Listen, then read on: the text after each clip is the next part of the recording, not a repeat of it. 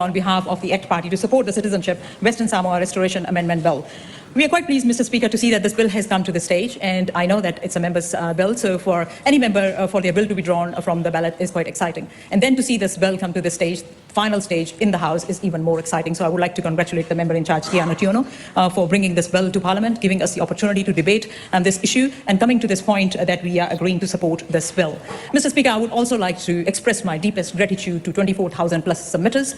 Their effort is commendable. I also want to thank everybody who has been part of this process. I know that during the first reading, we had many members of the community, those who came here to witness the passing of the first reading and then the second reading. And after the second reading, Mr. Speaker, we had a beautiful function with the community, and I can say there were easily close to 150 members of the community, those who joined us for that function after the second reading was passed in the House. And Mr. Speaker, in the committee of the whole House, good progress was made on this bill. The amendment which was made, Andy Foster's amendment, Mr. Speaker, supported by the whole House, I want to acknowledge that, because that amendment provided a good balance. Because this bill is not about obtaining citizenship, this bill is about reclaiming citizenship. So I think it provides that really good balance that if the application is approved, the applicant will be able to get their fee refunded. And the whole House supported that amendment, which is again a great thing. And now, Mr. Speaker, in the third reading, again, I see that there are so many members of the community here in the gallery, and our gallery is full. Thank you so much for making this special effort. I know it's not easy to come all the way to Parliament, but you have done this because this is so important for you all.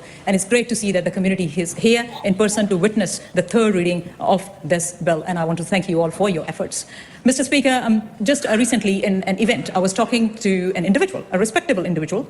I guess I can name that individual because that individual's daughter has been already named. The Honourable Jenny Salisa, I was talking to her, and she said that her daughter has been quite instrumental in gathering support for this bill because her granddad was affected by 1982 Act.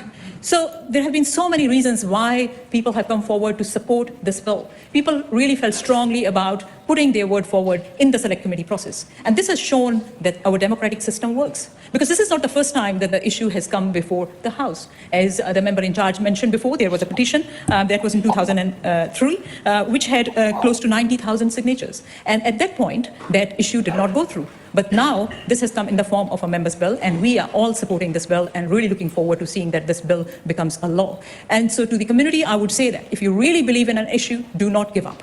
Do not give up. This is your Parliament. Keep bringing that issue again and again. As you have done this time, convinced a member to take up an issue as a member's bill, continue to do that. And I really commend your efforts in doing so. Mr. Speaker, becoming a citizen, as I'm an immigrant, becoming a citizen is not a small thing. And especially becoming a citizen of New Zealand is a matter of pride, is a matter of real privilege. And we know the value of being a New Zealand citizen. So it brings a lot of positives. It brings a lot of obligations, which are all positive again. It brings responsibilities as well. That is our duties towards the royal authority, our duty as New Zealand citizen to make sure we are following all the laws of our country. And Mr. Speaker, these people have been waiting for very, very long time to be citizens of New Zealand, to reclaim their citizenship. So it's not going to be anything new. And today, with the passing of the third reading of this bill, I know that it will invoke a number of emotions, the different kind of emotions amongst community members. There will be people, those who will feel their obligation becoming a New Zealand citizen. And there will be the sense of relief as well, Mr. Speaker, because this has been a long fight. And I want to acknowledge Fala Malisa and everybody who joined in that journey when the journey started, and all the community that is here today to support us debating this bill. This shows, Mr. Speaker, that sometimes the road to justice is not that straightforward. It's not quick.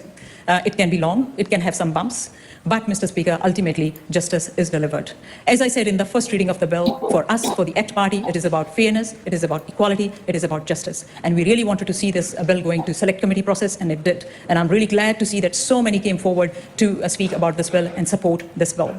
I want to acknowledge all my ACT Party colleagues for being so supportive of this bill from the start. I want to especially acknowledge Honourable David Seymour and Honourable Brooke Van Velden as the Minister of Internal Affairs. It's really good to see that they have been very, very supportive from day one or about this bill. Mr. Speaker, going forward, yes, the process will start very, very soon. After 5 days, all those individuals, those who will be eligible after this bill goes through, will be able to apply to reclaim their citizenship.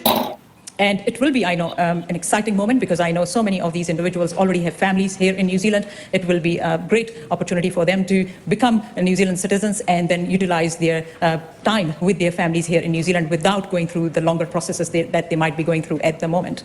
Mr. Speaker, community's voice has been heard, and community's voice has been really strong. And I would like to say to the community that keep your voice strong. Continue to advocate for issues that matter. And this is something that is to fix a historical wrong. And thank you for giving us the opportunity to fix this historical wrong. It is because of you coming forward that we have been able to pay attention to this issue and take this issue seriously and bring it to the stage. Mr. Speaker, finally, I want to say this, that I know that there are so many other community members, those who could not be here today, could not join us during the first reading or the second reading of the bill. I want to acknowledge them as well. And I really, Mr. Speaker, know that the commitment of those who have been part of this fight, those who have been part of this journey, will be honored by the entire community.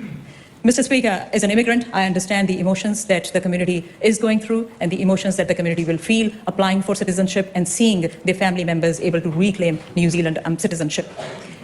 Mr. Speaker, going forward, I know that we are quite excited and we are really looking forward to welcoming those 3,000 plus Kiwi Samoans to New Zealand as they will become Kiwi Samoans after gaining New Zealand citizenship. And I want to congratulate all those individuals, those who will be reclaiming their citizenship. And Mr. Speaker, it's a real pleasure to support this bill and commend this bill to the House. Thank you. I mean, I don't think she understands that citizenship was revoked from Samoans. It's not like, yay, we're moving over here from a different country. No, no, no. They had that right. They had that taken away from them, and they had to fight very hard to get it back. So I don't think she can relate with that experience. That's very different. Yes. The interesting part is this potentially of what we did in the 80s could actually happen in the United States in the next 4 years. Yep, it will probably because of Trump. Yeah, but see how far that actually goes. This will be the big figures. Will it get that far, or will it end up stuck in the courts?